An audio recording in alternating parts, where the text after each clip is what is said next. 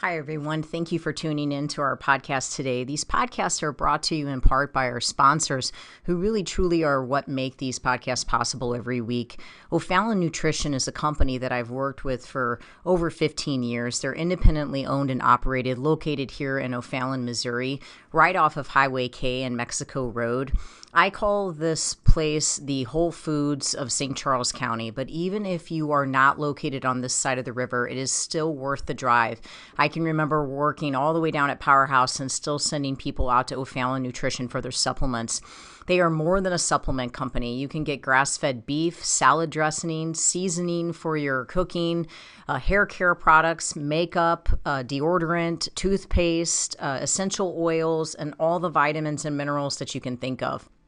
If you're looking for clean, whole food nutrition, as well as home care, house care, skincare products, O'Fallon Nutrition is your place. You can take a look at them at o'fallonnutrition.com, or if you'd like to have something shipped, if you're listening to me from outside of St. Louis, you can certainly have items shipped. I know they do free shipping if it's an order over $50, and the phone number is 636-240-5283. Again, it's o'fallonnutrition.com. Everyone always asks me where I get my meat from, and given that I really eat meat on a daily basis, typically beef primarily, my meat is very important to me. I have an autoimmune condition and I want grain-free, corn-free meat, and I just haven't found the confidence in stores in knowing that I'm getting 100% grass-fed, grass-finished beef. And I have searched and searched and searched for the right farm, and I have found the farm. It's fedfromthefarm.com, fed, F-E-D, from thefarm.com. These farmers are amazing. It's a family. They're here in Missouri, and they have the desire, just like I do, to see people well and to see people healthy, and they put a lot into what they do. It's such a wonderful family to support. They do offer 100% grass-finished, grass-fed, meaning that's it. A beef, and I get my ribeyes, I get, my ground beef, my ground sirloin, I get my chuck roast. I mean, they basically have everything. They even have awesome jerky, but they also have eggs, they have chickens, and they have turkey. I'm planning on getting a turkey for Thanksgiving, and if you'd like lamb, they have that as well. But if you are in need of good quality grass-fed, grass-finished beef, or quality eggs, chicken, turkey, don't just settle for what you're getting at the local store. To go out on the internet and check out Fed from the Farm. That you can arrange a pickup, or you can have it delivered to your home. And I can guarantee you're going to taste the difference. For me, my health actually depends on it. So I really thank God to have found such a great farmer. Fedfromthefarm.com. I hope it blesses you.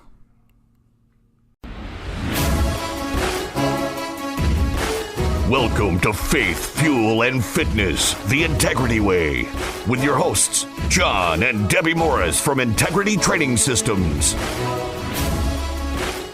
Hey everybody, this is John and Debbie Morris with Integrity Training Systems on Real Talk 93.3. We always like to start our show off by talking to you about what it means to be a warrior, and a warrior is a brave or experienced soldier or fighter.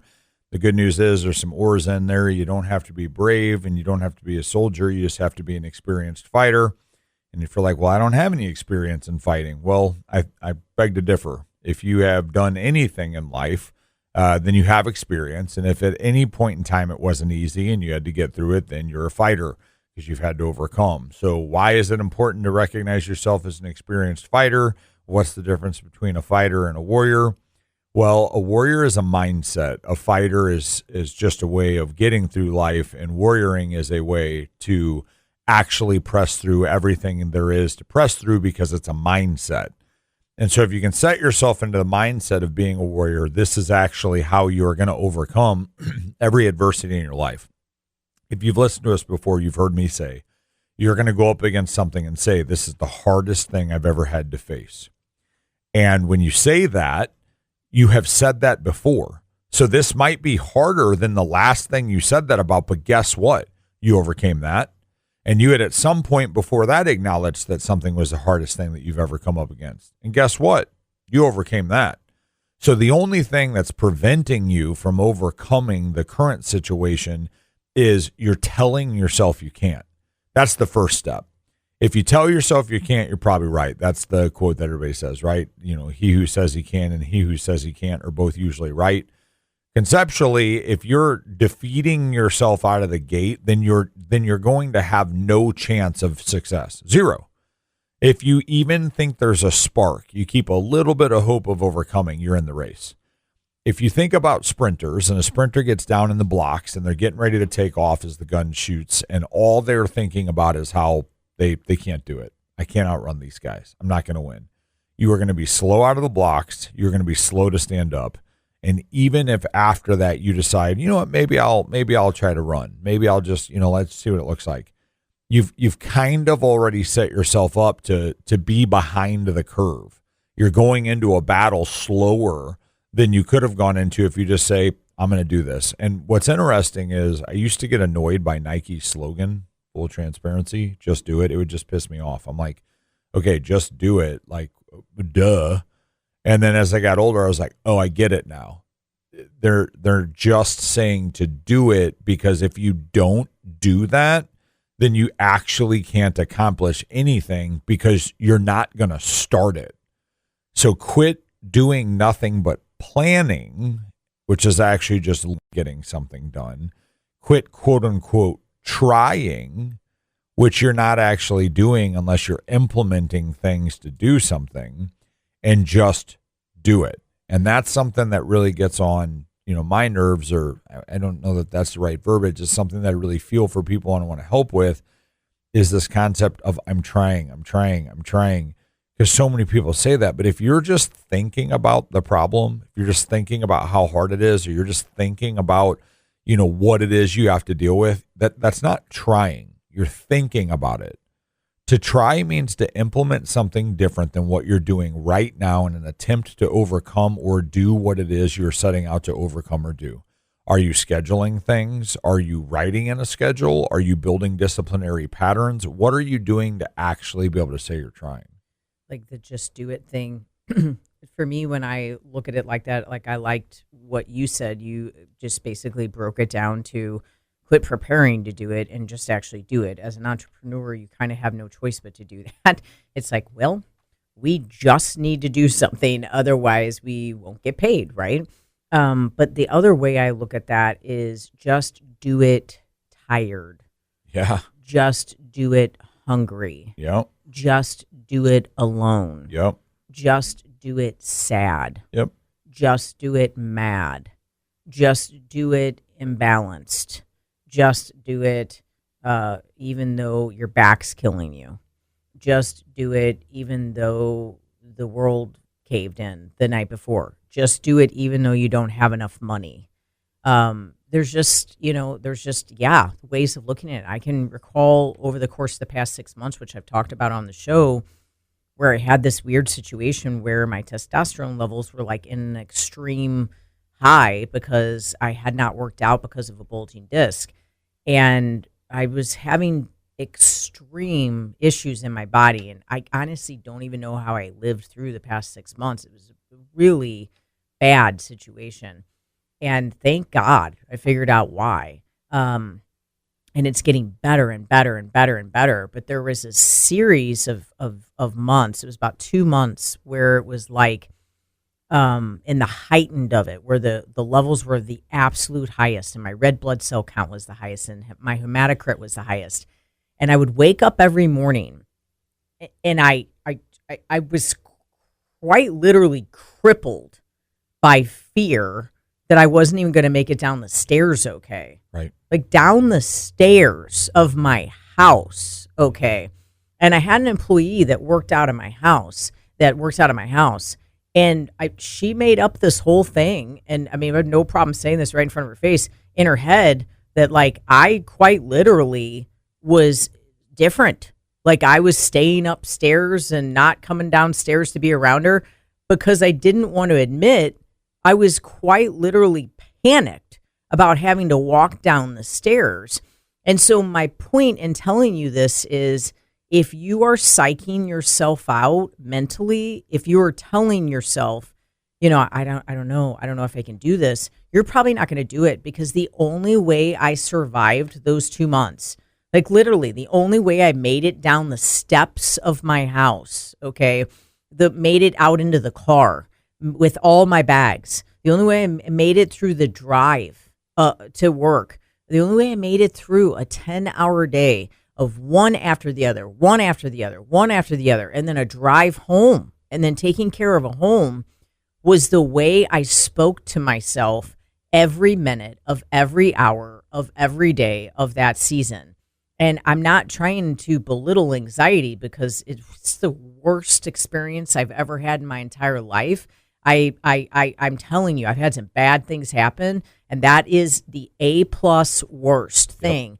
Yep. And I can relate now. I could never relate when people had chronic anxiety. Yeah, there's a difference between being anxious, feeling anxious, and having anxiety. It's just like the difference between having a headache and dealing with migraines. Like, there's similarities, but the intensity is different. Right? No comparison. Well, here I've got this thing going on inside my body, and it is making my body adrenalized at a level that, like, no one should be at. No one should ever feel this much angst. And I mean, it was revving up my thyroid at the very same time. So my heart rate is high. It's just crazy stuff going on. I would have to talk myself through every step of the day. You're going to be okay through this bath. You're not going to pass out in this bathtub. You are not going to pass out climbing out of this bathtub. There is someone downstairs. They're going to come check on you if you're not okay. Now, I know you're not all in this situation, and you're not going to talk to yourself the same way, but you're going to have to talk yourself through whatever you have going on today, whatever meeting you have to get to, whatever thing you have to do for your kid. And here's the thing. Let's go back to just do it. You're going to have to talk yourself through preparing your food. You're going to have to talk yourself through packing the food in a cooler. In spite of the fact that the day is going to be complicated, you don't know when you're going to fit it in. You're probably going to have to stop at a gas station and warm it up. John and I are going to bounce from place to place to place today. We are probably going to have to stop somewhere in the middle of that and warm up our food, but we're going to make it happen, because we have to make it happen, because we're not going through a drive-through. So what do? You talk yourself through it. It's a busy day, but God's called me to do what I'm doing. I would sit in my closet room and I would tell myself, you are living out your purpose. You are living out your call. God built you for this. You will get up and you will walk down the stairs. You will get in your car. You will drive to work. He will be with you every step of the way. Calm will come. Answers will come. You will find a solution to this problem. You guys have to talk yourself through it the same exact way. Whatever your situation is, work is going to be better today. I'm going to find a solution to this problem. My marriage is going to improve. I'm going to walk in love more. My child is going to do better in school. You're going to talk yourself through these scenarios, because you have no choice. The choice is failure. The choice is giving up. The choice was that I never got out of bed and I stayed in fear for months. The choice was that I didn't help any of the people that I've helped over the course of the past 6 months. And I could put those people on the radio and they would say, my life wouldn't be the same had she not shown up those days. You've got places you need to show up today. You're going to have to talk yourself through it, and you can do it. For more information on what we do at Integrity Training Systems with a 6-month nutrition program with myself, or a free personal fitness assessment with any of our personal trainers, take a look at integritytrainingsystems.com or give us a call at 636-299-2208. For gluten-free, dairy-free baked goods delivered to your door from my personal bakery, take a look at sophiesbakery.com. And for 100% grass-fed beef, the only meat that the Morris family will eat, take a look at fedfromthefarm.com.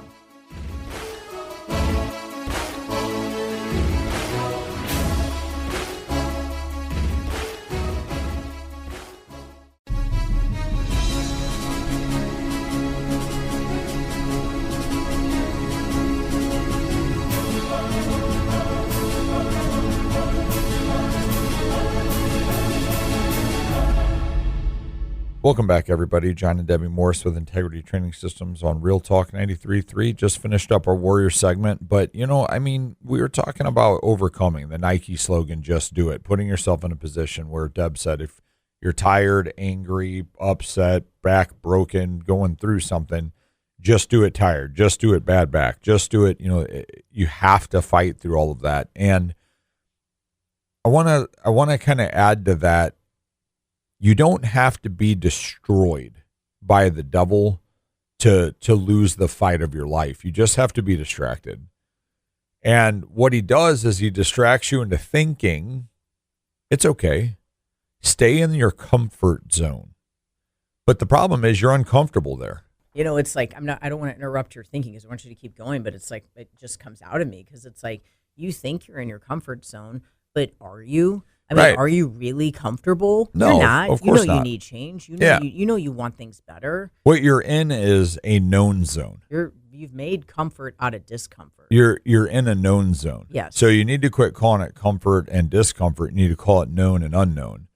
Because if you hate your life, if you hate where you're at, if you don't feel good, if you are basically like, well, this is it, this is what the rest of life's going to be like, then you are in a discomfortable place. It's not a comfort zone. You just know it. Yeah. And uncomfortable, discomfortable. I don't know. That's not a real word. It's not a real word. First of all, it should be added. It should be. It should be added. You know what's funny? There's real. Did you know that every word is made up? Think about that for a minute. It should be. I stole that from Thor in the Avengers. He says that. Because they say that, he says the name of a planet, and then Rocket Raccoon's like, you made that word, or that you made that word up, and he goes, all words are made up. So I guess like Thor, if someone's going to get to make up a word, it's probably him, right? So you too. I'm not saying I'm Thor. You're a lot like Thor. I'm just saying you've never seen him and I in the same place at the same time. So I feel like I get to make up a word, and I know it's the same as uncomfortable, but it's discomfortable. I think Thor wants to be like you. He does. Right. He does. No, thank you for that. I don't actually agree with that at all, but we're going to continue. So you get stuck, guys. Been there, done that. I remember before my heart attack, which was in the middle of my 20s, by the way, acknowledging, well, this is just what I guess it feels like to get old. This is just what the rest of life feels like. Bad back, exhausted, unhappy with where I was, unhappy in a marriage, unhappy with my career, slamming beer, taking painkillers, taking Xanax, and just thinking, well, this is what being an adult's like. This is life. At no stage of your life, at any age, should you say that.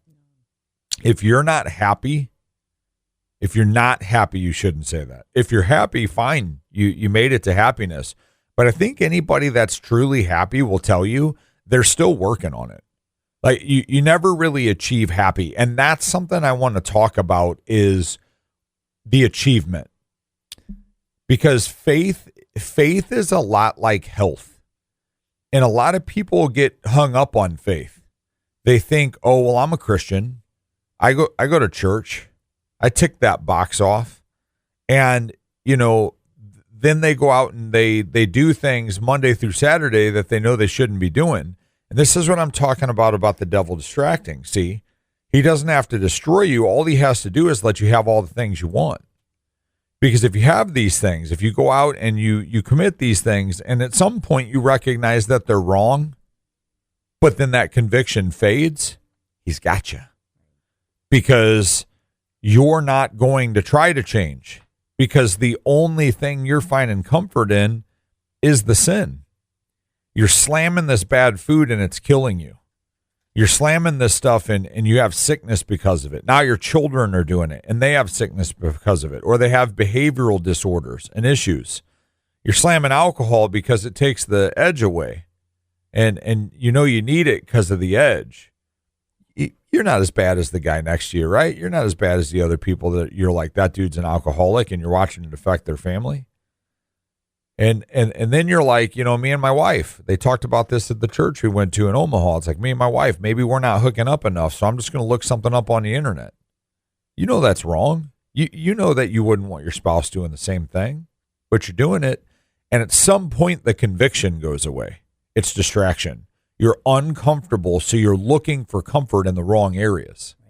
And what you need to do is figure out, why are you uncomfortable? What is wrong with your situation? And then what you have to ask yourself is, what could you change to get out of that? What unknown do you need to press into? And the reason this aligns with both health and faith is I just kind of hit out some of the health stuff. Okay. Food, alcohol, painkillers, drugs, addiction, turn into the flesh, all this stuff. Well, John, you don't know. Try me. Try me. Heart attack in your 20s. You have one of those yet? Addicted to alcohol. You have one of those yet? Addicted to painkillers and Xanax. Have you done that yet?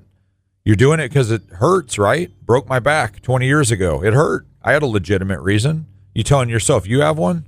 It's nonsense. If you're not happy where you are, you need to check yourself. There's not enough self observation anymore. It's, well, that guy hurt my feelings. Well, why are you allowing your feelings to be hurt?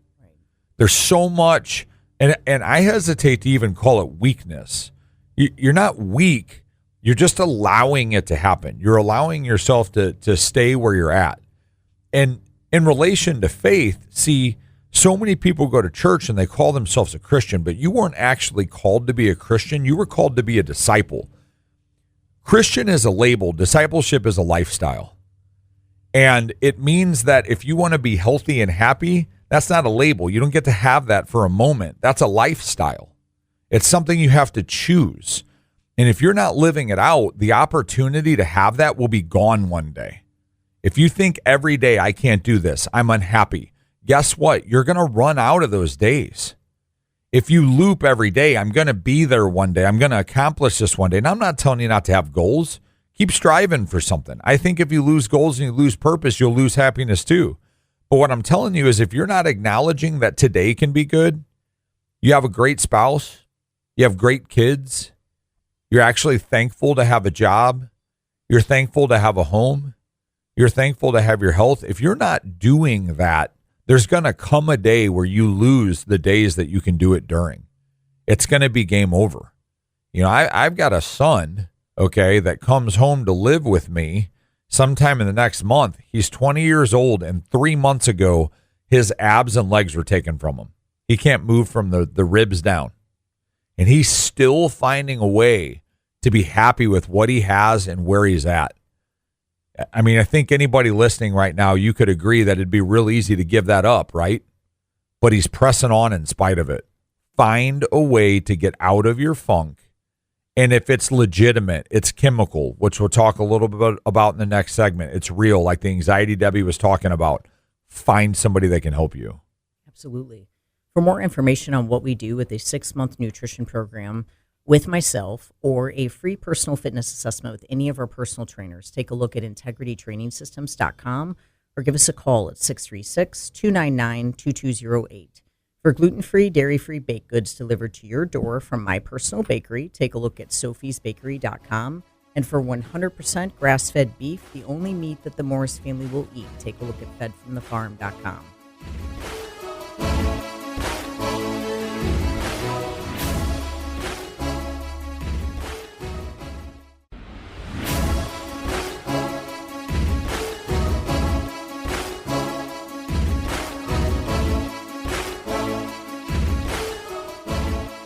Welcome back, everybody. This is John and Debbie Morris with Integrity Training Systems on Real Talk 93.3. Right before we went to break, if you were with us, I was actually talking about the idea of health and wellness and discipleship running hand in hand. And I honestly think you can apply this to just about anything in life.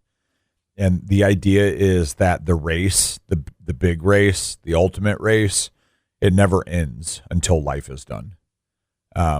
You know, I have a Bible verse tattooed on my arm. It's Ecclesiastes 9:10. It says, "Whatsoever thy hand findeth to do, do so with all your might, because there's no work in the grave whither thou goest." The biggest thing is, if you think about it, like, why are you half-handing something? Isn't that better? That's better than saying the other one. Why are you not giving everything you got to what it is that you're doing?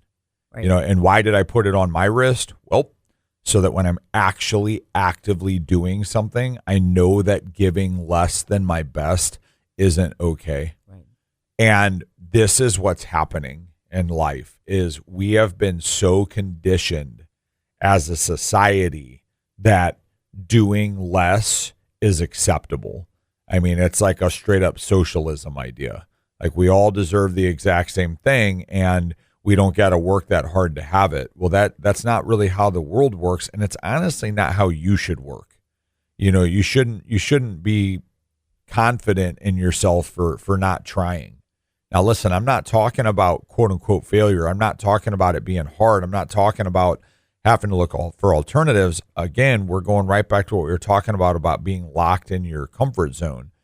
And I said it right before we went on break. I talked about calling yourself a Christian is giving yourself a title, but being a disciple is actually living a lifestyle. Going to the gym makes you a gym goer. But if you actually want to stay healthy, that's a lifestyle. Getting a job gives you a title for what you're doing. If you want to make something of yourself in a company, that's a lifestyle. So you should never give up what you're striving for while being happy with and thankful for where you are. Yeah, I mean, absolutely. I think that, you know, there's been plenty of times in my life where I've had people say, you know, Debbie, don't you think you should slow down? Don't you think that, you know, you're, I mean, when are you going to be satisfied, or like what do you have to accomplish? And I'm like thinking to myself, like, if you really knew, like, I don't have millions of dollars in the bank. I don't even You don't? I don't even have close to that. Shoot. I'm not doing this for I'd take one of those. I'm not doing this for any of that. I'm doing this because I'm going to do it until I'm in the grave. I'm doing it to save lives. I'm doing it to change lives. And when your life has a message and your life has a purpose like that, you're driven by that purpose. And I think what happens is people wake up in the morning and they don't have that. They just have a job. But the thing is you could still do your very best at that job. Yep. There are people you can impact at that job. Yep. There are lives that can be changed at that job. There are ways that you can, you know, bring the Lord in. I mean, at the grocery store, I don't care where you're at. Don't let the monotony of what you do keep you from truly serving a bigger call and purpose. Yeah, maybe you have a goal of a different job. Maybe you have a goal of a different relationship, a different house, a different whatever. Yeah, great. What are you doing for it? Wait, exactly. And what, you know, I told Sophie this the other day. She really wanted this fish. And I said, okay, so for the moment right now, let's just really think about all that we do have and not what we don't have. Because it'd be really, really easy to get caught up on not having that fish, not having the filter, not having the pump, not having the tank, not having all the things in it. But right now, let's just get really focused on what we do have. Yeah, and it we doesn't sit next to someone that doesn't have their legs and he's staying in what he calls the nursing home. Yeah. Let's just be thankful for what And- we do have. But it and doesn't mean we don't strive it doesn't for the mean you pump don't have a or fish. the, Exactly. and the, It doesn't and the mean you fish don't get and the, there. and the deal. Yeah, you don't- absolutely. Yes. But you don't let it ruin you and you don't let it settle you. You don't settle into, oh, this is just my life, right? And people do it with their health all the time. Yeah. All the time. They're so comfortable with that, you know, I don't think I can achieve that. I always find the terminology "you deserve to live a little" in relation to food fascinating. They're not living a little. They're They- actually getting themselves closer to dying. Yeah, it does it. You hear it with food and alcohol. You know, Right. just live a little. And it's like learning that there's life without that stuff and actually increasing the happiness and the joy that can come out of life for me without that stuff was the greatest thing I could have ever done. I had an argument with a guy, well, not an argument, a conversation with a guy at one point, and he was talking about, he said, well, I know plenty of people that try to be healthy and they die before people that aren't. Okay. But they might have lived a really good, They- healthy life while they did it. And what if the other person that wasn't healthy could have lived better? Because that's where I'm at. You know, I don't know what the longevity of my life is going to be, but what I do know is waking up without a headache and a hangover, waking up without my blood pressure being through the roof, waking up without an additional 100 pounds on myself and plantar fasciitis and my joints hurting. Like, that's living a little to me. Even if I die young, it won't be like I was healthy for nothing. Right. I was healthy because it made me feel better while I was alive. And that's the goal, is to acknowledge the day.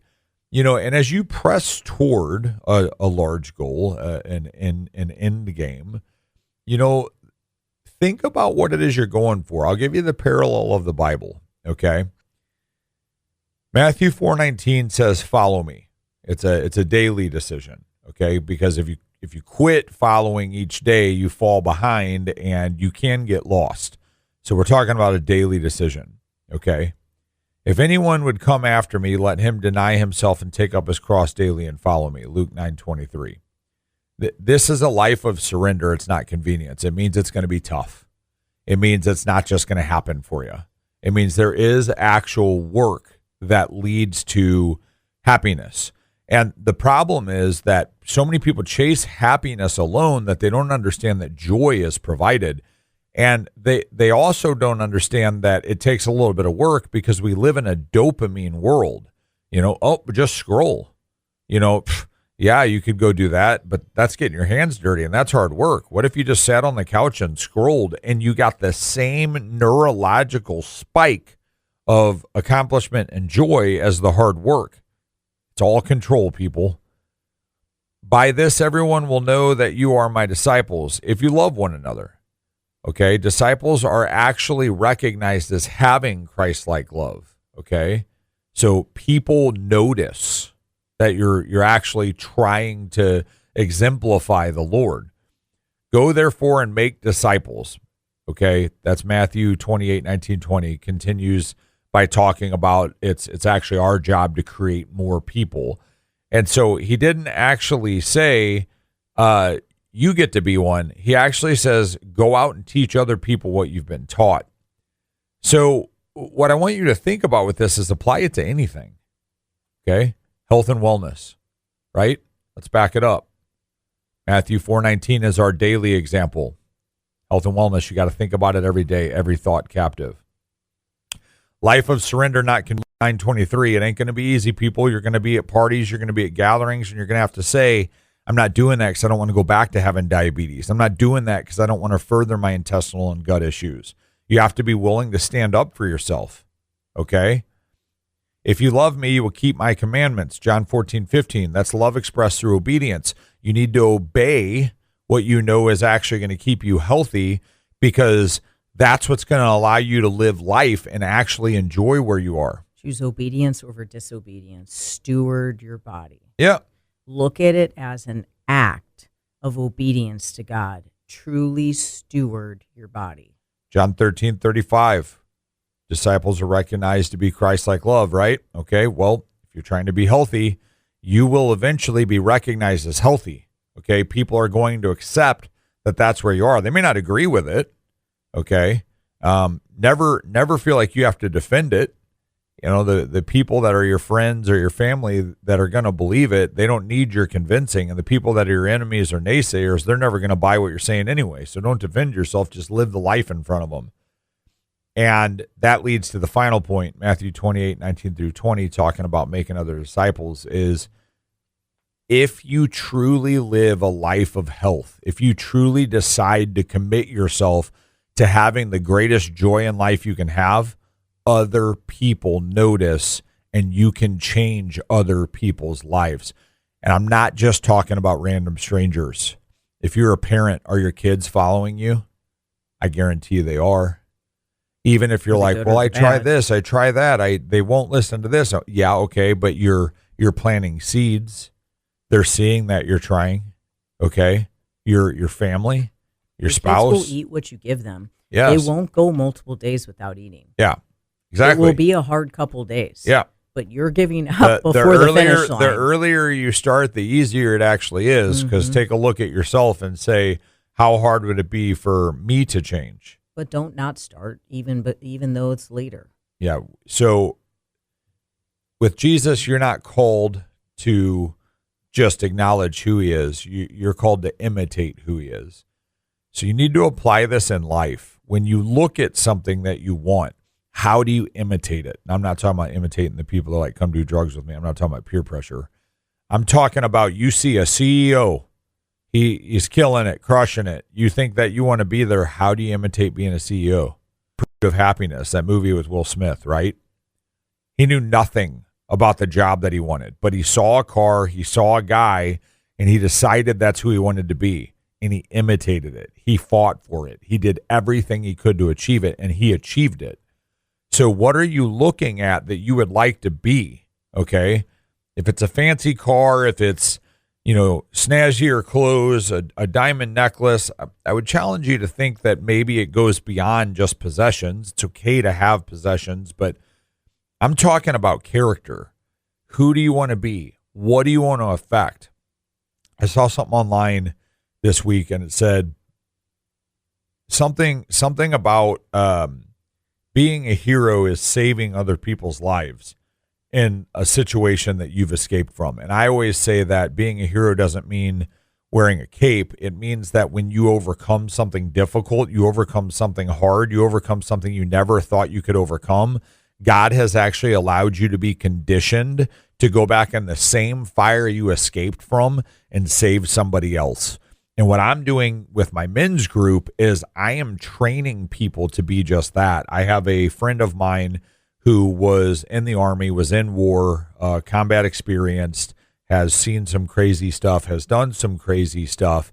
And we were talking about how in warfare, you have to decimate your enemy. But in spiritual warfare, the war is already won. The Bible says that. Your job is to go out and save as many people as you can and bring them back to the kingdom. So who are you helping with what you do? What is your mission? And I'm not even necessarily, you own a gym, you help people, your brother's this, your sisters are that, your friends are this, your family's that. You can help somebody wherever you are. Amen. The gospel travels. For more information on what we do at Integrity Training Systems with a 6-month nutrition program with myself or a free personal fitness assessment, take a look at integritytrainingsystems.com or give us a call at 636-299-2208. For gluten-free, dairy-free baked goods delivered to your door from my personal bakery, take a look at sophiesbakery.com. And for 100% grass-fed beef, the only meat that the Morris family will eat, take a look at fedfromthefarm.com.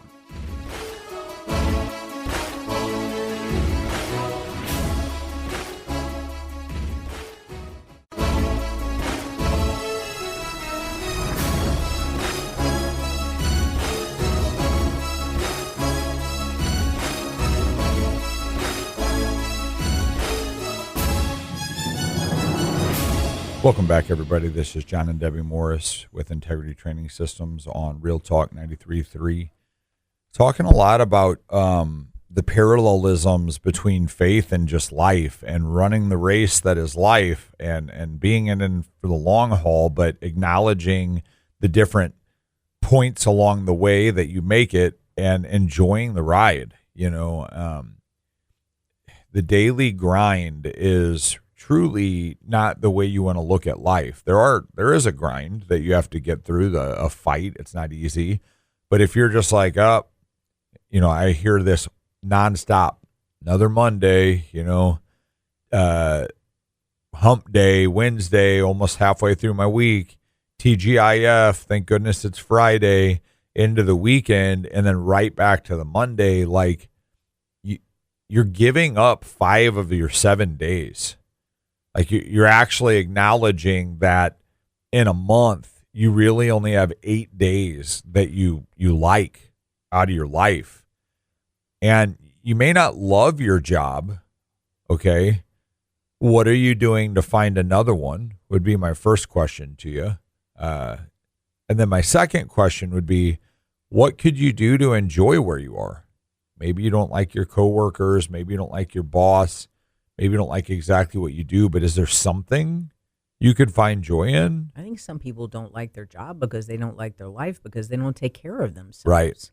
I mean, they don't take care of themselves. Well, when we They're talked not healthy about people. We talked about legitimate anxiety, legitimate depression. I mean, how can you like anything that you do for a living or make the most of anything that you do for a living when you're just fogged up, bogged down? Now, I'm not trying to point my finger at you. I'm just saying it may not be your job. It may not be your spouse. It may not be your And you kids. may not, it may not be your friends. and you may not see that you can change something because you are under all of that. I mean, you're being oppressed by it. I have dealt with chronic anxiety, and I've also dealt with chronic depression, and I've been so low that you could break down everything that could make you depressed, and you look at each individual thing, and you're like, oh, that's just normal stuff. But you still can't pull out of it. And the same thing with anxiety. Oh, that's just normal life stuff. And you still can't pull out of it. That's when you start talking about chemical anxiety and depression, okay? But I'm telling you right now, that is manageable when I manage my food. I'm not going to say it's perfect. It's still there, right? But it's manageable. It becomes that injury that you can push through. It becomes that stomach ache that you can overcome versus something that actually neurologically levels you that people who haven't dealt with that are like, just get over it, you know? Also sometimes peels the layers back Yeah, enough find where the a other doctor issues. could get to the root cause. Right. If you're so covered up by processed foods and gluten and sugar and all the responses that the body has from all of these things, they can't actually get inside and really get to the root of what's going on. They really don't know because they can't see it, because they're always like putting out the fire that comes from the wrong food or the sugar or the brain fog that's coming from too much gluten and too many carbs and too much alcohol.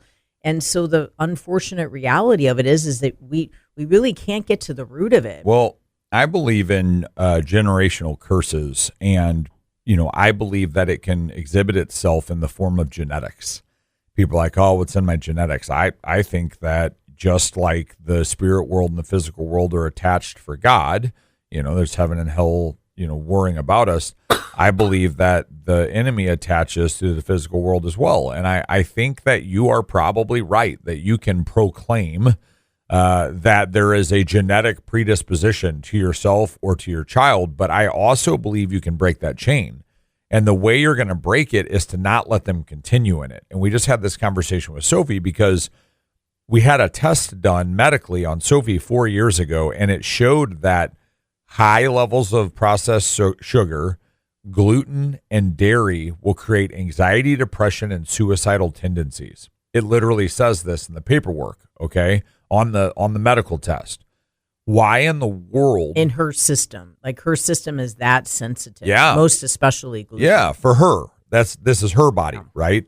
So someone might be like, okay, I mean, I eat gluten and my stomach hurts, or I eat gluten and maybe I'm a little foggy the next day, but that's it. Or I eat gluten and I don't feel anything. Oh, okay. That's great for you. That's not Sophie. Okay. That it's just not. It's like when you have an alcoholic or someone that drinks alcohol. Okay. Everybody tries to say that, well, food affects me the same way as someone else. Then why are there angry drunks and happy drunks? Simple explanation. People consume things and their bodies react differently. So my daughter has anxiety, depression, and suicidal tendencies that are available to her off of the back end of eating these things. So I deal with the exact same thing. Why would I allow my daughter to consume things? Your parents deal with the Correct. exact same thing. Correct. Your family. Yes. It's in the lineage. It's of in the your lineage. family. So why what would I we have feed her done these is things? I have broken it. I'm not consuming these things. And by breaking it, this is going back to what we talked about earlier, leading by example, discipling. I'm turning my daughter into one, and she's learning to break it. She's learning. She knows the difference. She's like, I had this food, and it made me feel like this, like direct correlation, right? And so you have to be willing to correlate. So many people just think, oh, it's just food. And I promise you, like, if you're walking around anxious, depressed, and people don't get it, and you're like, no, you just don't understand, or you're walking around in a brain fog or just feeling like garbage, it's probably deeper than having a bad day. And if you're trying to overcome not being happy where you are, you're trying to overcome trouble in your marriage, you're trying to overcome trouble with your kids, you're trying to overcome not being happy with your job, if you are starting at a disadvantage, okay, if you are starting chemically and neurologically at a disadvantage, the fight is going to be very, very hard for you. I'm not saying it's not winnable, but what I am saying is go after the difficulty first and then go after the fight. And I tell people this with weight training all the time. Almost everybody I meet, because of the way our society is built now, has forward shoulder posture. Okay. And it has to be corrected. The shoulders have to be put back in the socket. The traps have to be pulled down. The pecs have to be opened up and drug up. And the shoulder blades have to be taught to retract. And you have to build the lats to hold it all in place. Here's the problem. You can't start with the lat build because everything else is in the way. You have your own tension. Let's say you're trying to do a 100-pound pull down. You might have 50 pounds of tension in your forward lean that prevents you from even pulling that pull down back into your lats. What am I telling you?